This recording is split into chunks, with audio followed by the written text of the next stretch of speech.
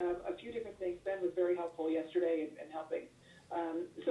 Kalei Haley, he mentioned the free throw line, 7 for 9 I saw the other day, and then Ben mentioned that she's maybe been doing some work from the stripe. Has she done some extra things or changed something that we can point to? Yeah, I mean, Kayla's just, she's a really tough kid, and, I think that's very obvious with the way she plays defense, but I think that she's disappointed in her, her free throw percentages, and so she's in the gym a lot extra working on it, and it's good to see it coming together for her, and I think she's gained a lot of confidence because of that with her shots, and certainly she's rebounding much better for us as well, and with that comes getting to the line. So exciting to see that improvement, and hope that she continues to move forward that way. Is there something specific that we can point to? Has there been a change in her routine or anything that you be comfortable pointing out that when we're looking at it? I think that, there's a little bit of skill work involved. I know Mike works with her a lot on just making sure that her feet, a big part of your shot's your feet placement is reminding her, where her feet are and making sure she's lined up correctly so that she has that direct line to the basket. So just some little nuances like that I think really helps, making sure that they're in a position to, score at a higher percentage. Got it. And in terms of Nike, switching to her, I know that she had a shoulder tweak last week. What's her health? I know she played with it, but... Oh, she's good to go. I mean, you guys are just getting to know Nike, and, both parents are ex-military, and this kid is just a tough kid. There's nothing going to hold her back. So, but Nike's good to go, and, I thought she had some really brilliant moments this last weekend in both the Arizona State and Arizona game, and she continues to get better and better, and it's great to see her not just blocking shots. I think she had 7 on Sunday, but rebounding a lot stronger and defending much better. And just really establishing herself deeper on the block so that she gets some easier position inside to get some easier shots. And so, all our kids are a work in progress, but I think that she's really taken that to heart, and she's getting better each day. And in terms of the load that she's been carrying, I mean, she averages 20 minutes a game in conference. She got 11 points and 7 blocks, you said, or as you pointed out, against Arizona. In terms of the way she's kind of taken on that role with the other folks being out mentally or psychologically, what does that look like for you to see her development? Well, I think it's given her a chance to stay out on the floor a lot longer, and she's having success, and so that just breeds confidence, and when you have confidence, it's a really fun game to play with, the game of basketball. So I think that just that extra time on the floor and the experience of her playing against, the #1 conference in America is nothing but win-win for all of us. For Korsakova, her wrist, I just wanted to get an update on that. Again, I know that she had 4 assists against Arizona and played. Is there anything lingering in her wrist or her shooting hand? Nah, she's fine. I don't think you'll see that tape on there anymore. It was a slight sprain, but I think that was over a week ago. So she's good to go. Okay, and in terms, I should always check in on health. In terms of Brown and Hearstova, I always have to ask because it's not official. I mean, are they making any changes? Is there anything to announce with Brown and Hearstova? Oh, no. I mean, you know what you should assume is that they're going to redshirt. You're not going to see them this year. There's absolutely no way. Melina's surgery went very, very well, exceptionally well. She's right there working hard, rehabbing, and, hopefully if things will continue to move forward that way, and you guys will see her in about 7 months. Okay, and what about Fernandez? No updates there. I would be really surprised if we see her back this season, unfortunately. She is improving from the head injury down at the ASU game almost 4 weeks ago, but she's still not cleared to practice. Okay, fine. And then in terms of big picture, I mean, obviously we're going to look back at the sweep of the LA schools. I realize your personnel was different at the time with everybody that we just talked about. But kind of what went right in those games that you can pull, even with the personnel you still have available? I thought we played really hard. I thought we showed an enormous amount of toughness in both games. I thought that we did a better job of controlling the transition game for both teams, because I think that both teams rely on that pretty heavily. So defensively, anytime we can try to force a team out of transition and to play us in a half court, we're pretty good about that. And so those things definitely went right for us. I think, obviously in the UCLA game, Melina had her best game of the year, 30 some points, 30 plus points against a very, very good team full of All-America guards and all that. So, I thought our offense was really clicking, but most importantly, I think that we were moving the basketball, but, Melina just had one of those games where she really felt a lot of confidence on the floor, and she saw some good openings to the rim and obviously some great opportunities to take advantage of her outside shooting as well. So, all those things worked in our favor in both those games. And, and unfortunately, obviously Chanel will not play the rest of the season. But, I like the way, especially Penelope is picking up the pace of things, and she's keeping us in our running game. I think that she's showing great intellect on the floor and great floor leadership, getting us into different offensive sets and keeping the ball moving so that we can test the opponent's defense.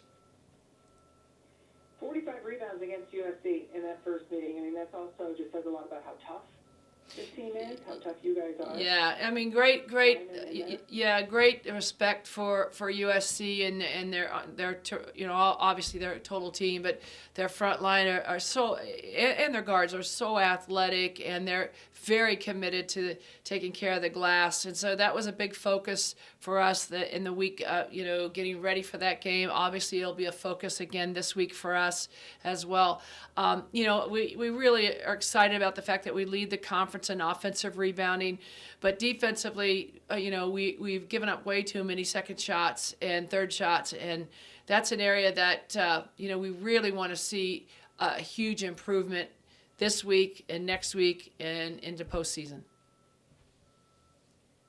We talk every year about, the close losses and the ones that almost were. How has the young, I see the note, 6 losses in games decided by a single possession or in overtime.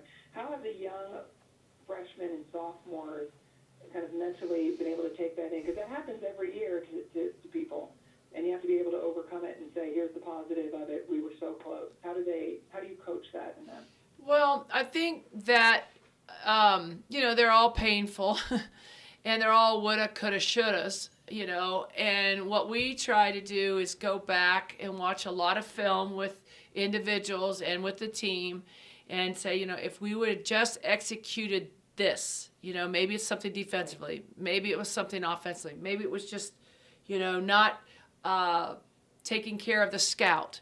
If we would just executed this, we would never put ourselves in the position of being into a one-possession game. And so, those are painful, but, I think a lot of coaches, it's a cliche, but I think you really learn more from your losses than your wins.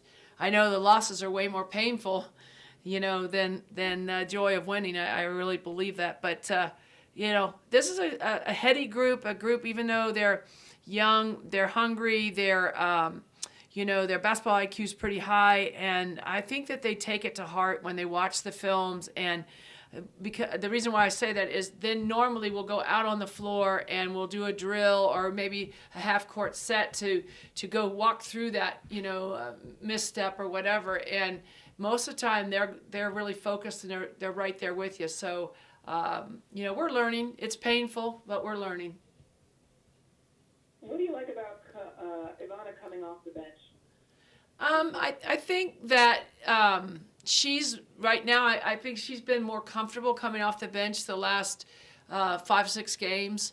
I think that she definitely gives us a big spark offensively and defensively, and I think that right now, given our lack of depth, that's been real important for us. So that when we do start rotating players, that we don't have a big letdown in the scoring department when she comes on the floor.